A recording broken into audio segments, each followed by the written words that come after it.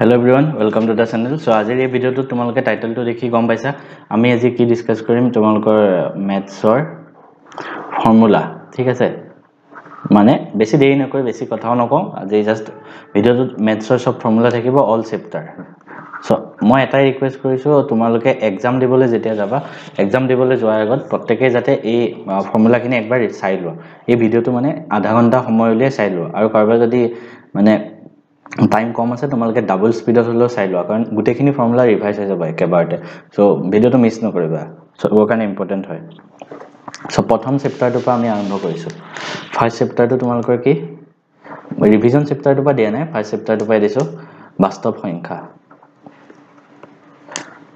সংখ্যা তাৰ পৰা তোমালোকে কিনো মেইন পইণ্ট মনত ৰাখিব লাগে মই হেতু তোমালোকক দি দিও প্ৰথমটো তোমালোকে মনত ৰাখিবা ইউক্লিডৰ বিভাজন প্ৰমেয়িকা কিতাপত যেনেকৈ আছে এটো হয়তো পৰীক্ষাত ডাইৰেক্ট আহি যাব পাৰে যে ইউক্লিডৰ বিভাজন প্ৰমেয়িকাটো লিখা বা ইয়াৰ ওপৰত প্ৰশ্ন আহিব সো এটো মনত ৰাখাটো দৰকাৰ হয়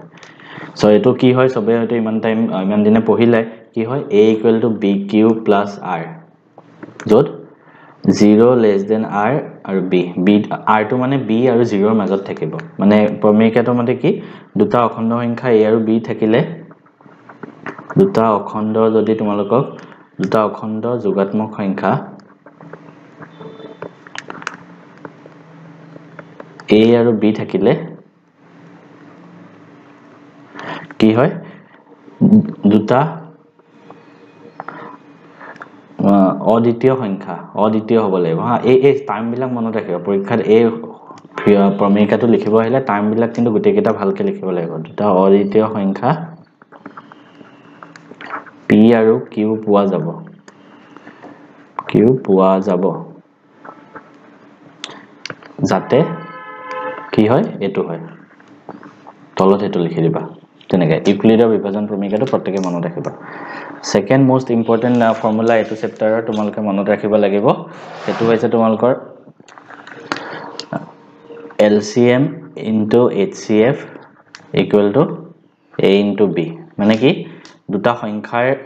লসাগু আৰু গসাউ HCF সৰি লসাগু আৰু গসাউ পূৰণ কৰিলে সংখ্যা দুটা হয় মানে কি গসাউ of AB into লসাগু of AB কৰিলে সদায় সংখ্যা দুটাৰ পূৰণফল হয় এটোৰ ওপৰত কিন্তু কোৱেশ্চন আহিব পাৰে তোমালোকে চাবা এটোৰ ওপৰত আহিব পাৰে সো ফাৰ্স্ট চেপ্টাৰটো হয়তো ইমানে আছিল একবাৰ মই চাই লওঁ আৰু কিবা ইম্পৰ্টেন্ট ফৰ্মুলা থাকি গল নেকি ফাৰ্স্ট চেপ্টাৰটো ইমানখিনি আছিল মানে মই অকল ফৰ্মুলা বিলাক দেখাই গৈছো যাতে পৰীক্ষালৈ যোৱাৰ আগতে তোমালোকে একবাৰ ৰিভাইজ হৈ যায় নেক্সট আমি সেকেন্ড চেপ্টাৰটোত যাম সেকেন্ড চেপ্টাৰটো তোমালোকৰ কি আছে বহুপদ ঠিক আছে সো সেকেন্ড চেপ্টাৰটোত কি ইম্পৰ্টেন্ট ফৰ্মুলা আছে ন আমি হেবিলাক চাই যাম এতিয়া প্ৰথম মোস্ট ইম্পৰ্টেন্ট ফৰ্মুলা তোমালোকৰ সেকেন্ড চেপ্টাৰটোত দুটামান ইম্পৰ্টেন্ট ফৰ্মুলা একেটা আছে এটাটো তোমাৰ মূল দুটাৰ শূন্য দুটাৰ যোগফল আৰু শূন্য দুটাৰ পূৰণফল হেতু বস্তু আছে মানে px = ax² + bx + c হলে px ৰ শূন্য দুটাৰ যোগফল মানে শূন্য দুটা যদি আলফা বিটা হয় শূন্য দুটাৰ যোগফল কি হ'ব আলফা + বিটা = -b/a আৰু শূন্য দুটাৰ পূৰণফল কি হ'ব আলফা * বিটা = c/a হয় হেতুটো মোস্ট ইম্পৰ্টেন্ট ফৰ্মুলা হয় মানে ইয়াৰ ওপৰত কোৱেশ্চন আহে নেক্সট তোমালোকে ত্ৰিঘাত বহুপদৰ ক্ষেত্ৰটো এটো খাটিব যদি px = ax³ + bx² + cx + d হলে আৰু ইয়াৰ শূন্য ধৰা আলফা বিটা আৰু গামা হয় এই তিনটা যদি হয় তেতিয়া শূন্য তিনটাৰ যোগফল কিমান হয় -b/a যোগফলটো সেম আছে ইয়াৰ লগত চোৱা -b/a ইয়াতো -b/a শূন্য কেটাৰ পূৰণফল শূন্য কেটাৰ পূৰণফল কিমান হ'ব -d/a একেটা ফৰ্মুলা মনত ৰাখি লবা একেটাৰ ওপৰত কোৱেশ্চন আহি থাকে বহুত কোৱেশ্চন আহে ইয়াৰ ওপৰত নেক্সট আমি যাম নেক্সট হ'ব আমাৰ ৰৈখিক সমীকৰণ চেপ্টাৰ 3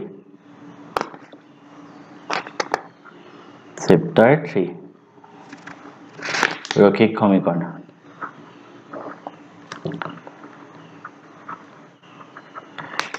এই চেপ্টাৰটোত কি কি ইম্পৰ্টেন্ট ফৰ্মুলা মোস্ট ইম্পৰ্টেন্ট এই চেপ্টাৰটোৰ পৰা এটো কোৱেশ্চন আহিবই যে সংগত সমীকৰণ নে অসংগত বা এটা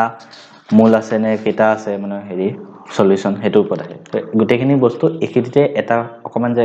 টাইমতে মই তোমালোকক দেখাই দিম কেনেকৈ চোৱা আমাৰ হাতত তিনটা কন্ডিশন আছে হা এটা আছে ফাৰ্স্ট ইকুৱেশন দুটাটো তোমালোকে বনাই ল'ব লাগিব ইকুৱেশন দুটা ধৰা দুটা ইকুৱেশন দিয়া আছে এটা a1x plus b1y plus c1 equal to 0 and a2x plus b2y plus c2 equal to 0 এতিয়া ফার্স্ট কন্ডিশন তো হ'ব a1 by a2 not equal to b1 by b2 যদি হয় তাৰ মানে কি আছে জানানে তাৰ মানে ইয়াৰ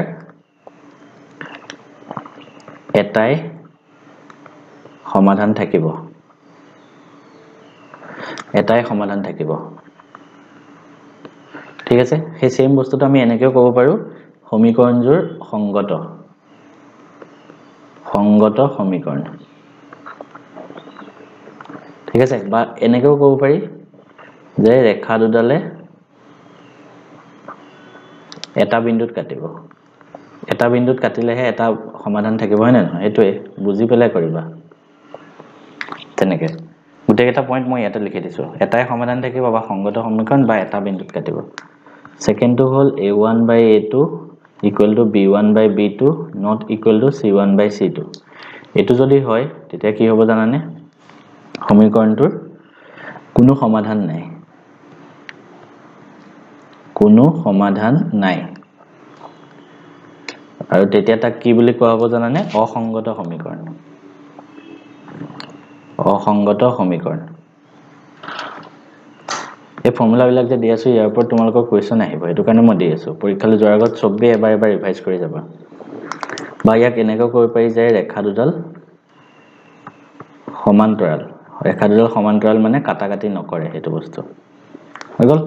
আৰু এটা কন্ডিশন আছিল থাৰ্ড কন্ডিশন আৰু এটা আছে থাৰ্ড কন্ডিশন হল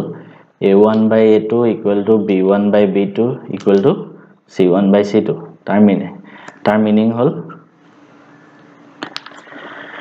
অসীম সমাধান আছে বহুত সমাধান থাকিব অসীম সমাধান আছে মানে সমীকৰণজোৰ পৰতন্ত্ৰ বুলি কয় হা তেতিয়া পৰতন্ত্ৰ সমীকৰণ বা এনেকৈ ক'ব পাৰি যে ৰেখা দুডাল মিলি যায় ঠিক আছে চেপ্টাৰ 3 আসলে ইমানখিনি আৰু কিবা আছে যদি চাই লওঁ একবাৰ বাকি তোমালোকে চেপ্টাৰ 3 গুটেকেটা মেথডত কেনেকৈ সলভ কৰে হেখিনি হয়তো তোমালোকে সকলোৱে চাই কেনেকৈ সলভ কৰিব লাগে মই বহুতবাৰ তোমালোকক কৰাই দিছো সো এখিনি বস্তু একবাৰ ভালদৰে চাই লবা তাৰ পিছতে আমি যাম নেক্সট চেপ্টাৰটো চেপ্টাৰ 4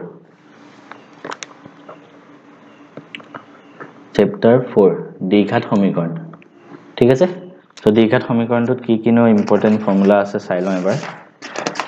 কিবা ইম্পৰ্টেন্ট ফৰ্মুলা বা পইণ্ট আছে নেকি না ফৰ্মুলাখিনি একবাৰ ৰিভাইজ কৰি লোৱা আৰু এটোই কথা আচ্ছা এটা বস্তু আছিল ধৰা এটা তোমালোকক দ্বিঘাত সমীকৰণ দিয়া আছে ax² + bx + c = 0 সো ইয়াৰ d = b² - 4ac ইয়াক কোৱা হয় কি জানানে ভেদ নিৰূপক সো ইয়াৰ কন্ডিশন এটা আছে ফাৰ্স্ট কন্ডিশনটো d মানে b² - 4ac যদি ইকুৱেল টু 0 হয় কি হয় জানানে মূল দুটা বাস্তৱ আৰু সমান ইয়াৰ ওপৰত কোৱেশ্চন আহিব পাৰে সেকেন্ড কন্ডিশনটো হল d equal to b² - 4ac greater than 0 হলে মূল দুটা বাস্তৱ হয় আৰু অসমান হয় আৰু থাৰ্ড কন্ডিশনটো হল d equal to b square minus 4ac less than 0 হলে মূলটা অবাস্তব হয় মূলটা কি হয় অবাস্তব হয় মানে বাস্তবে নহয় ঠিক আছে হেতু কথা আৰু অসমানো হয় এটো পইণ্ট মনত ৰাখিবা নেক্সট তোমালকৰ তাতে আৰু এটা আছিল ইম্পৰ্টেন্ট যোনটো তোমালকৰ ফৰ্মুলা আছিল ax square plus bx plus c equal to 0 ইয়াৰ মূলটো উলিওৱাৰ ফৰ্মুলা আমি ফৰ্মুলা পুট কৰি উলিয়াও এটো কি আছিল মূলটো minus b plus minus root over b square minus 4ac divided by 2a এটো তো মূলৰ ফৰ্মুলাটো আছিল হৈ গল তো নেক্সট আমি 5 নম্বৰ চেপ্টাৰত গৈ আছো তাতে বহুত ফৰ্মুলা আছে চেপ্টাৰ 5 সমান্তৰ প্ৰগতিটো তো সমান্তৰ প্ৰগতিৰ ফাৰ্স্ট ফৰ্মুলাটো আছে কি এটা তোমালোকৰ সমান্তৰ প্ৰগতিৰ a ইকুৱেল টু কি হয় সদায় প্ৰথম পদ d ইকুৱেল টু সাধাৰণ অন্তৰ কেনেকৈ উলিয়াই মোক বাৰ বাৰ কৈ আছো কি second term minus first term ঠিক আছে এটা ফাৰ্স্ট ফৰ্মুলাটো হল তোমালোকৰ n তম পদ an equal to a plus n minus 1 into d এটো সেকেন্ড ফৰ্মুলাটো হল তোমালোকৰ যোগফলটো sn equal to n by 2 into 2a plus n minus 1 into d এটো ফৰ্মুলা মনত ৰাখিবা এটোৰ ওপৰতে কোৱেশ্চন আছে সব n তম পদটো আছে আৰু তোমালোকৰ ইটো আছে এটোৰ ওপৰতে আছে বাকি আৰু এটা আছে sn equal to এটো ফৰ্মুলাটো ইউজ হয় n by 2 into a plus l যত l মানে হল লাস্ট টাইম লাস্টৰ পদটো হৈ গল বাকি তোমালোকৰ মান নাই তো 5 নম্বৰ চেপ্টাৰটো ইমানখিনি আছিল নেক্সট আমি যাম 6 নম্বৰ চেপ্টাৰটো ত্ৰিভুজ হয় তো ত্ৰিভুজতটো বেছিভাগ উপপাদ্য এইবিলাক বস্তুৱে আছে তো ত্ৰিভুজত ফৰ্মুলা এনেকুৱা টাই ফৰ্মুলা বুলি নাই সব উপপাদ্য গতিকে উপপাদ্যবিলাক তোমালোকে মনত ৰাখিবই লাগিব বাট এটা উপপাদ্য মনত ৰাখি লোৱা চেপ্টাৰ 6 ৰ হেতুৰ ওপৰত মানে নিউমেৰিকেল আহে বাকি সব উপপাদ্যই মনত ৰাখিবা জাস্ট মই ফৰ্মুলা বুলি এটা উপপাদ্য কৈ দিছো আৰু ত্ৰিভুজ ABC ত যদি DE সমান্তৰাল BC হয় ত্ৰিভুজ ABC ত DE সমান্তৰাল BC হয় তেতিয়া কি হয় জানানে এটো হয় AD divided by DB equal to AE divided by EC এটো হয় এটো মনত ৰাখিবা হেগল বাকি তোমালোকৰ ত্ৰিভুজ চেপ্টাৰটো গোটেইবোৰ হেৰি চাবা উপপাদ্য তাৰ পৰা আহে নেক্সট স্থানাংক জ্যামিতি হেতু কিছুমান ফৰ্মুলা আছে হেবিলাক চাব লাগিব চেপ্টাৰ 7 ত স্থানাংক জ্যামিতি ঠিক আছে সো স্থানাংক জ্যামিতি প্ৰথম ফৰ্মুলাটো হল ডিসটেন্স ফৰ্মুলাটো দূৰত্বৰ যোনটো ফৰ্মুলা এটো একবাৰ মনত ৰাখি লোৱা ডিসটেন্সটো ফৰ্মুলা কি আছিল দুটা বিন্দুৰ মাজৰ দূৰত্বটো x1 minus x2 whole square divided by y1 minus plus y1 minus y2 whole square মানে x1 y1 আৰু x2 y2 এই বিন্দু দুটাৰ মাজৰ দূৰত্ব এটো second to hall mid point মানে x1 y1 আৰু b x2 y2 মধ্যবিন্দু কি হয় x1 plus x2 by 2 y1 plus y2 by 2 এটো হ'ব তাৰ মধ্যবিন্দুটো হৈ গল নেক্সট টাইম আমি সেকশন ফৰ্মুলাটো কি হয় চাবা নেক্সট তোমালোকে চাবা সেকশন ফৰ্মুলা কৰাই আছে সেকশন ফৰ্মুলা বাৰবাৰ কি আছিল ধৰা x1 y1 আৰু x2 y2 এই দুটা বিন্দু সংযোগী ৰেখাখণ্ডক যদি এটা বিন্দু p এ m1:m2 অনুপাতত ভাগ কৰে তেনহলে তাৰ ফৰ্মুলাটো কি মানে এই p বিন্দুটোৰ স্থানাংক সো কি আছিল x = p বিন্দুৰ স্থানাংক ধৰা pxy সো p বিন্দুটোৰ স্থানাংক কেনেকৈ উলাইছিল m1 x2 plus m2 x1 divided by m1 plus m2 আৰু y হলে y m1 y2 plus m2 y1 divided by m1 plus m2 হল এটো হল বিন্দুটোৰ স্থানাংক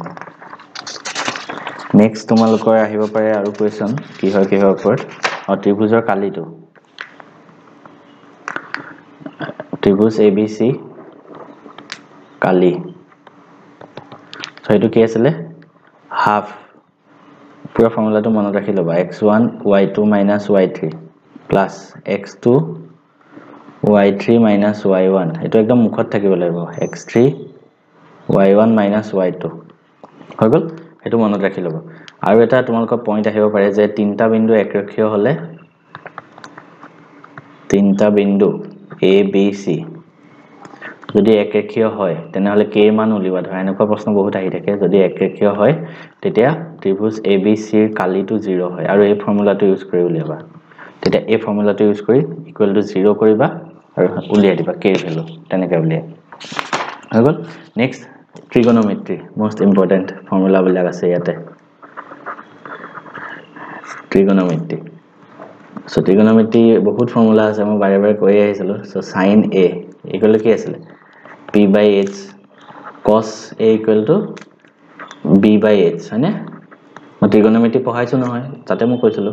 আৰু tan a equal to p/b হল আৰু আমি কি জানো cosec a cosec মানে কি হয় 1/sin হয় sec মানে কি হয় 1/cos হয় আৰু cot মানে কি হয় 1/tan হয় হৈ গল এখিনি বস্তু ফাৰ্স্ট তোমালকে জানি লব লাগিব নেক্সট আৰু কেটামান ফৰ্মুলা আছিল আৰু তিনটা ফৰ্মুলা আছিল তোমালকৰ আৰু একেটা sin 90 - a 90 ডিগ্ৰী - a এটো মানে কি হয় cos a হয় তেনেকে cos 90 ডিগ্ৰী - a এটো মানে কি হয় sin a এবিলা বস্তু মই ধুনিয়াকে পঢ়োৱা আছে কিয় হয় tan 90 ডিগ্ৰী - a এটো মানে কি হয় cot a ঠিক তেনেকে cosec 90 ডিগ্ৰী - a এটো মানে sec a sec 90 degree - a এটো মানে cosec a আৰু cot 90 ডিগ্ৰী - a এটো মানে tan a ঠিক আছে এবিলা বস্তু পঢ়োৱা আছে নেক্সট তোমালকে ট্ৰিগোনোমেট্ৰিক টেবুলখন চোৱা লিখি থাকিব সময় নাই এতিয়া ট্ৰিগোনোমেট্ৰিক টেবুলখন কিতাবৰ পৰা ধুনিয়াকে চাই লোৱা কোনটো ডিগ্ৰীত কিমান হয়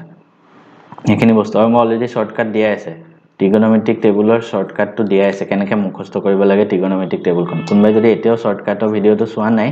মই পাৰিলে ডেসক্ৰিপচনত লিংকটো দি দিম তোমালোকে শৰ্টকাটৰ ভিডিওটো চাই লোৱা কেনেকৈ ট্ৰিগোনোমেট্ৰিক টেবুল মনত ৰাখিব পাৰি হৈ গল আৰু তাৰ পিছত ট্ৰিগোনোমেট্ৰি আৰু কেটামান ফৰ্মুলা আছিল এটা আছে কি sin square a plus cos square a equal to 1 এটা আছে 1 plus tan square a equal to sec square a আৰু 1 plus cot square a equal to cosec square a এটো একেটাই আছিল আৰু কিবা বাদ পৰিল নেকি মই একবাৰ চাই লওঁ একেটাই ফৰ্মুলা আছিল নেক্সট আমি যাম ইটো চেপ্টাৰ পিছৰ চেপ্টাৰটো আমি চেপ্টাৰ বৃত্তপাতটোৰ ফৰ্মুলা নাই জ্যামিতিৰ হয় সো নেক্সট আমি চেপ্টাৰ কোনটো সাম জানানে চেপ্টাৰ 12 বৃত্ত সম্বন্ধীয় কালি সো তোমালোকে বৃত্তৰ কালি বিলাক ফাৰ্স্ট জানিব লাগিব বৃত্তৰ ব্যাসাৰ্ধটো আমি কি বুলি লিখো একদম বেসিকটো পঢ়াই দিছো r আৰু ব্যাসটো আমি d বুলি লিখো ডায়ামিটাৰ আৰু আমি কি জানো d = 2 * r মানে ব্যাসটো ব্যাসাৰ্ধৰ দুগুণ হয় তাৰ পিছত তোমালোকে জানিব লাগিব বৃত্তৰ কালি কিমান হয় বৃত্ত এটা কালিৰ ফৰ্মুলা কি পাই r² পাই মানে কি হয় 22/7 আৰু বৃত্তৰ পৰিসীমা বা পৰিধি বুলি কয় পৰিধি হয় 2 পাই r সেইটো মনত ৰাখিবা তাৰপিছত তোমালোকৰ পৰীক্ষাত বহুত এইটো প্ৰশ্ন আহে বৃত্তৰ এটা চুকৰ কালি এটা চুক মানে 1/4 1/4 into pi r square হৈ গ'ল তাৰপিছতে এইটো চাবা থিতা কোণ থাকা এটা বৃত্তকলা আছে ধৰা বৃত্তকলাৰ মানে এটা বৃত্ত আছে তাৰ যিকোনো এটা পাৰ্ট লৈছে এইটো বৃত্তকলা বুলি কয় এইটো থিতা হৈ গ'ল সো বৃত্তকলাৰ প্ৰথম তোমালোকৰ কালি উলিয়াব আহিব পাৰে সো কালি কিমান হ'ব θ/360 কৰিবা মানে কোণ যিমান কোণ দিয়া থাকে ধৰা 30 ডিগ্ৰী 30 লিখিবা ডিভাইডেড বাই 360 ইনটু পাই r স্কয়াৰ আৰু সেকেন্ডটো মনত ৰাখিবা চাপৰ দৈৰ্ঘ্য বৃত্তকলাটো চাপৰ দৈৰ্ঘ্য মানে এইখিনি উলিয়াব লাগে হেতু মানে θ/360 ইনটু 2 পাই r হেতু হৈ যাব এইখিনি বস্তু মনত ৰাখিবা বাকি নেক্সট তোমালোকৰ আমি যাম নেক্সট চেপ্টাৰটো কি আছে পৃষ্ঠকালি আয়তন এইটো চেপ্টাৰটো কথা জানিবই লাগিব চেপ্টাৰ 13 বহুত ফৰ্মুলা আছে পৃষ্ঠকালিটোত সবৰে মানে ভয় লাগে যে কি ফৰ্মুলা আছে ইমান আছে একো না জানো তো গতিকে আমি এটা এটাকে ফৰ্মুলা বিলাক চাম আজি কি কিনো ফৰ্মুলা আছে ইয়াতে তো পৃষ্ঠকালি আয়তনটো প্ৰথম আমি চাম সব বস্তুৰ কাৰণে চাম ফাৰ্স্ট আমি চাম ঘনকৰ কাৰণে ঘনকৰ কালি হয় 6l স্কয়াৰ l টো মানে বাহুৰ দৈৰ্ঘ্য মনত ৰাখিবা আৰু আয়তন হয় l কিউব হৈ গ'ল নেক্সট আমি চাম আয়তীয় চৌপল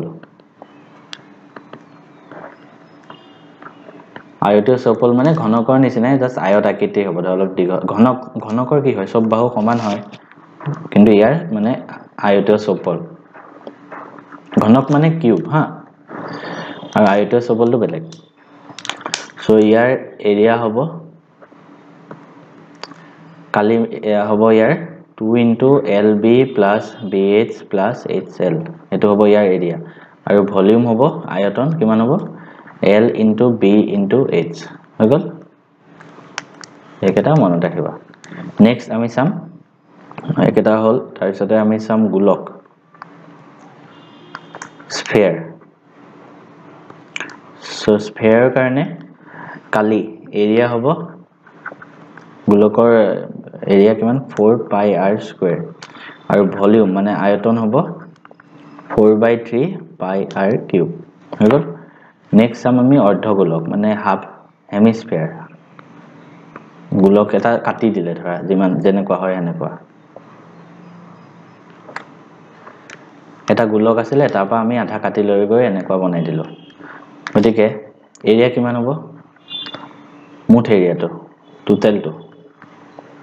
এৰিয়া কিমান হ'ব গোলকটোৰ কালি 4 পাই r স্কয়াৰ আছিল তো ইয়াৰ আধা এখিনি কিমান হ'ব 2 পাই r স্কয়াৰ আৰু এখিনিওটো আহি গ'ল এটো সাৰফেস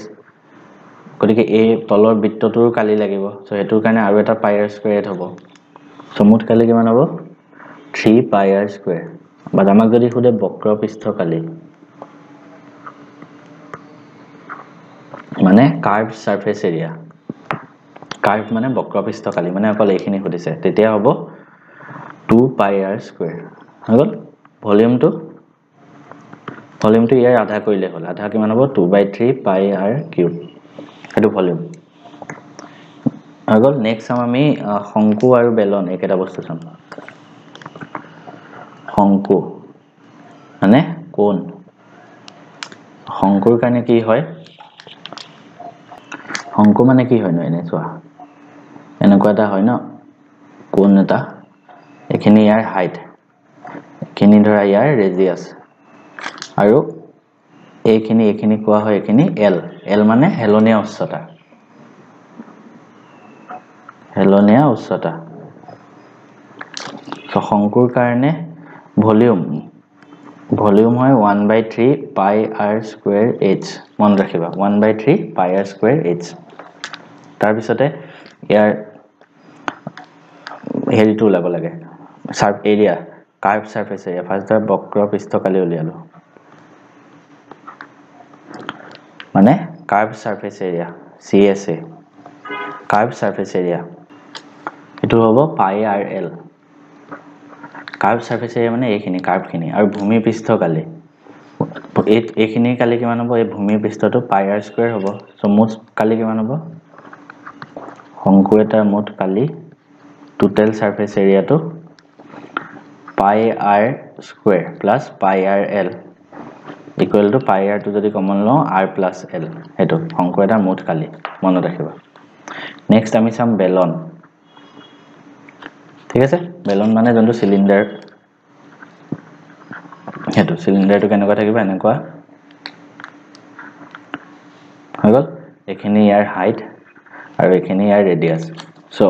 বেলনৰ ভলিউম কিমান হয় জানানে পাই r স্কয়াৰ h আৰু কাৰ্ভ সাৰফেস এৰিয়া বক্ৰ পৃষ্ঠকালি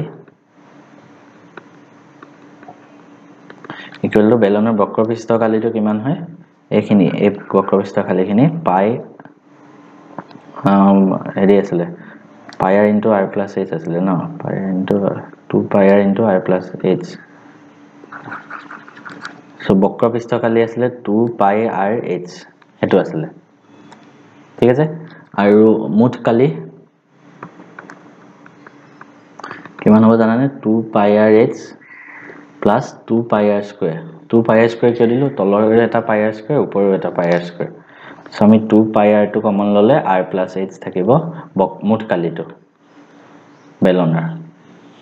হগল সো এখিনি আসলে তোমালোকৰ পৃষ্ঠকালি আৰু আয়তন পাঠটোৰ কিছুমান ইম্পৰ্টেন্ট ফৰ্মুলা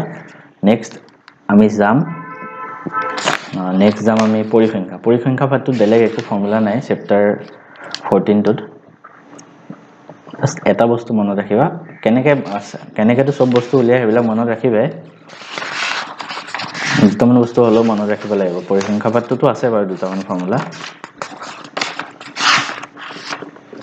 এটা তোমালোকৰ বহুলক উলিওৱাৰ ফৰ্মুলাটো আছিল বহুলক উলিওৱাৰ এটা ফৰ্মুলা আছিল জানো বহুলক equal to L plus F1 minus F0 2F1 minus F0 minus F2 into H আসলে ঠিক আছে ফৰ্মুলাটো তো সবে মনত ৰাখে কোনটো বস্তুৱে কি বুজায় হেতু বস্তু মনত ৰাখি লবা L মানে হল কি বহুলক শ্ৰেণীৰ নিম্ন সীমা লোৱাৰ লিমিটটো তাৰপিছতে h মানে হল শ্ৰেণী অন্তৰাল মানে ক্লাছ ইন্টাৰভেলটো দৈৰ্ঘ্যটো কিমান বহুলক শ্ৰেণীটো কেনেকৈ উলিয়ায় হয়তো সবে জানা কোনবাই যদি নাজানা মই তোমালোকক পঢ়োৱা আছে কমন কোৱেশ্যনতে পঢ়োৱা আছে তাতে হয়তো সবে চাইছা আই F1 মানে হল বহুলক শ্ৰেণীৰ বাৰংবাৰতাটো কিমান আছে মানে বহুলক শ্ৰেণীত কিমান ফ্ৰিকোয়েন্সি দিয়া আছে F0 মানে হল বহুলক শ্ৰেণীৰ আগৰ যোনটো শ্ৰেণী আছে ন আগৰ শ্ৰেণীৰ বাৰংবাৰতা আৰু F2 মানে হল বহুলক শ্ৰেণীৰ পিছৰ যোনটো শ্ৰেণী আছে হেতুৰ বাৰংবাৰতা মানে F0 F1 F2 F1 টো হল বহুলক শ্ৰেণী F0 টো তাৰ আগৰটো F2 টো তাৰ পিছৰটো এনেকৈ মনত ৰাখা নেক্সট তোমালোকে হেতু চেপ্টাৰে আৰু এটা ফৰ্মুলা ইম্পৰ্টেন্ট হয় হেতু মনত ৰাখিলোৱা 3 মধ্যমা ইকুৱেল টু বহুলক প্লাস 2 ইনটু মাধ্য মানে মধ্যমা ইনটু 3 ইকুৱেল টু বহুলক প্লাস 2 ইনটু মাধ্য এটোৰ ওপৰত কিন্তু বহুত কোৱেশ্চন আহে MCQ গতিকে এটো মনত ৰাখিলোৱা সবে নেক্সট তোমালোকৰ সম্ভাৱিতা চেপ্টাৰটো প্ৰবাবিলিটি তাতে তোমালোকৰ ইমান বেছি ফৰ্মুলা নাই জাস্ট এটা মনত ৰাখা probability of E plus probability of E নহয় এই দুইটা কৰিলে সদায় 1 হয় মানে পৰীক্ষাত এনেকৈ আহিব পাৰে probability of E নহয় কিবা এটা ঘটনা ধৰ নহয় হেতু আহিলে কি কৰিবা 1 minus probability of E কৰি দিবা ঠিক আছে আৰু তাৰ লগতে কাৰ্ডছৰ বিষয়ে বহুতে নাজানে অলৰেডি মই তোমালোকক ভিডিঅ' দিয়া আছিলে কাৰ্ডছৰ কথাটো, কিন্তু হয়তো কিছুমানে চোৱা নাই। যোনে চাইছা চাব নালাগে, যোনে নাই চোৱা একবাৰ ৰিভাইজ কৰি চাব পাৰা চবেই। সেইটো মই কাৰ্ডৰ ভিডিঅ'টো ইয়াৰ পিছতে এতিয়া লগাই দিছোঁ, সেইখিনি চাই লোৱা। গতিকে ইমানখিনি আছিলে ফৰ্মুলা। তাজপাতত মুঠ কেইটা থাকে সদায় মনত ৰাখিবা, 12খন কাৰ্ড, অ'কে চৰি 52খন কাৰ্ড থাকে, 52। তাৰ ভিতৰত চাৰিটা টাইপৰ বেলেগ বেলেগ থাকে। প্ৰথমটো কি হয়, ইস্কাপন বুলি কয়, ইস্কাপন। কাৰোবাৰ যদি তাজপাতটো জানিব মন আছে একেবাৰতে এইটো ভিডিঅ' চাই লোৱা, একদম ক্লিয়াৰ হৈ যাব। চ' প্ৰথমটো হয় ইস্কাপন, সেইটো ইংলিছত কোৱা হয় স্পেড হ'ল। দ্বিতীয়টো হ'ল হৰ্টন, ইংলিছত কোৱা হয় হাৰ্ট। থাৰ্ড পাৰ্টটো হ'ল ৰোহিতন, সেইটোক কোৱা হয় ডায়মণ্ড। আৰু ফ'ৰ্থটো হ'ল চিৰতন, সেইটোক কোৱা হয় ক্লাব। এতিয়া চোৱা, তাজপাতৰ 52খন থাকে, তাৰ ভিতৰত এটা পাৰ্ট হ'ল ইস্কাপন মানে স্পেড, এটা হ'ল হৰ্টন হাৰ্ট, এটা হ'ল ৰোহিতন ডায়মণ্ড, আৰু এটা হ'ল চিৰতন ক্লাব। গতিকে 52খন আমি 4টা পাৰ্টত ডিভাইড কৰিছোঁ। গতিকে এখনত কেইটাকে থাকিব, 13টাকে থাকিব, হয়নে নহয়? চ' 13টাকে থাকিব, হৈ গ'ল। এইটো বস্তু বুজিলা। ইয়াৰ পিছৰ পইণ্টটো জানিব লাগিব কি, এইখিনি হ'ল, এইখিনি কি বুলি কয় তোমালোকে মনত ৰাখিবা। ইয়াতে চাবা হৰ্টন আৰু ৰোহিতন, আৰু কি আছে ইস্কাপন আৰু চিৰতন। ইয়াতে চিৰতন প্লাছ ইস্কাপন, এই দুইটা কাৰ্ড কি হয় মানে ক্লাব এণ্ড হাৰ্ট, এই দুইটা ক্লাব এণ্ড স্পেড, এই দুইটা কি ৰঙৰ হয়, ক'লা ৰঙৰ হ'ল। তাৰপিছত হৰ্টন আৰু ৰোহিতন, এই দুইটা কি কালাৰ হয়, ৰঙা ৰঙৰ, হৈ গ'ল। এতিয়া পৰীক্ষাত যদি এনেকে সোধে যে ক'লা ৰঙৰ কেইটা কাৰ্ড আছে, ক'লা ৰঙৰ কেইটা কাৰ্ড হ'ব কোৱাচোন? চিৰতন আছে 13টা, ইস্কাপন আছে 13টা, চ' ক'লা ৰঙৰ কেইটা হ'ল 26টা। ঠিক তেনেকৈ ৰঙা ৰঙৰ 26টা, হৈ গ'ল। এইখিনি বস্তু ধুনীয়াকৈ মনত ৰাখিবা, লাগিলে লিখি থৈ দিয়া যোনে নাজানা। এইখিনিলৈকে ক্লিয়াৰ। তাৰপিছত মই বুজাই আছোঁ চাবা, ইয়াৰ পিছতে প্ৰত্যেকটো ভাগতে, সেয়া লাগিলে চিৰতন হওক আৰু কি আছিলে হৰ্টন, তাৰপিছত ইস্কাপন আৰু ৰোহিতন, চ' প্ৰত্যেকটো ভাগতে কি থাকে জানানে? টেক্কা এটা থাকিব, তাৰপিছত ৰজা, ৰাণী আৰু গোলাম, কেইটা হ'ল? 4টা হ'ল। ইয়াৰ পিছতে 10, 9, 8 তেনেকৈ থাকিব বাকীকেইটা, হৈ গ'ল। মানে টেক্কা, ৰজা, ৰাণী, গোলাম, তাৰ পিছৰ কাৰ্ডকেইটা এনেকৈ থাকে 10, 9, 8 সেনেকৈ। এই গোটেইখিনি ইয়াতো আহিব, এইটোতো আহিব আৰু এইটোতো, এই 4টাতে সেনেকৈ থাকে। ইয়াতো টেক্কা, ৰজা, ৰাণী, গোলাম সেনেকৈ থাকিব, হৰ্টনতো থাকিব, ইয়াতো থাকিব, হৈ গ'ল। চ' ইয়াৰ পিছত ৰজা, ৰাণী আৰু গোলাম এইকেইটাক কোৱা হয় মুখ কাৰ্ড, ফেচ কাৰ্ড বুলি কোৱা হয়। কি বুলি কোৱা হয়? মুখ কাৰ্ড, হৈ গ'ল। এতিয়া চোৱা, মই তোমালোকক এটা বস্তু কৈ আছোঁ, ভালকৈ মনত ৰাখিলে হ'ল। এই গোটেইকেইটা কিমান থাকে? 13টা থাকে, হয়নে? এতিয়া তোমাক যদি পৰীক্ষাত সোধে মুঠ ৰজা থকা কাৰ্ড কেইখন আছে কোৱাচোন? মুঠ কাৰ্ড কেইখন আছে? ইয়াৰ কাৰণে এখন, ইয়াৰ কাৰণে এখন, ইয়াৰ কাৰণে এখন আৰু ইয়াৰ কাৰণে এখন। চ' ৰজা কাৰ্ড কেইটা আছে? 4খন। ঠিক তেনেকৈ ৰাণী কাৰ্ড 4খন মুঠ, গোলাম কাৰ্ড 4খন, হৈ গ'ল। ইয়াৰ পিছত তোমাক যদি সোধে মুখ কাৰ্ড কিমান আছে, মুখ কাৰ্ড, ফেচ কাৰ্ড কিমান আছে, চ' এইটো কেনেকৈ উলিয়াবা? চ' ইয়াত আছে 3খন, ৰজা, ৰাণী, গোলাম। চ' ইয়াতো 3খন, ইয়াতো 3খন, ইয়াতো 3খন, গতিকে মুখ কাৰ্ড কিমান হ'ব? 12খন, হৈ গ'ল। কাৰোবাৰ যদি কাৰ্ডটো ভালকৈ নাজানা ধুনীয়াকৈ এইটো বস্তু চাই লোৱা, বহুত ভালকৈ বুজি যাবা, একদম ডিটেইলছত বুজাই দিছোঁ, হ'ল। এইখিনি চোৱা, এইখিনি লিখি থৈ দিয়া ধুনীয়াকৈ কাৰ্ডৰ কাৰণে, এইটো আৰু এইটো, হৈ গ'ল। এতিয়া আমি কুৱেশ্যন কৰিম, ইয়াৰ ওপৰত কুৱেশ্যনখিনি লিখিম। এটা কাৰ্ড লোৱা হৈছে, সেইটো ফেচ কাৰ্ড মানে মুখ কাৰ্ড পোৱা সম্ভাৱিতা গতিকে আমি মুখ কাৰ্ড কেইটা পাইছিলোঁ অলপ আগতে 12টা হৈ গ'ল এতিয়া লিখি ল'বা এনচাৰ প্ৰবেবিলিটি কেনেকৈ লিখে মই ধুনীয়াকৈ লিখাই দিছোঁ এনেকৈ লিখিবা ধৰা হ'ল ই ইকুৱেল টু মুখ কাৰ্ড পোৱাৰ ঘটনা হৈ গ'ল therefore এন ই মানে মুখ কাৰ্ড পোৱাৰ টোটেল কেইটা পাবা চ' কেইটা পাইছিলা 12টা আৰু মুঠ ফলাফল কেইটা আছে 52খন কাৰ্ড আছে therefore probability of টো লাগে সেইটো কিমান হ'ব এন ই ডিভাইডেড বাই মুঠ ফলাফল 12 ডিভাইডেড বাই 52 4 এটোক কৰিলে 3 4 কৰিলে 13 3/13 এইটো এনচাৰ সেনেকৈ কৰিবা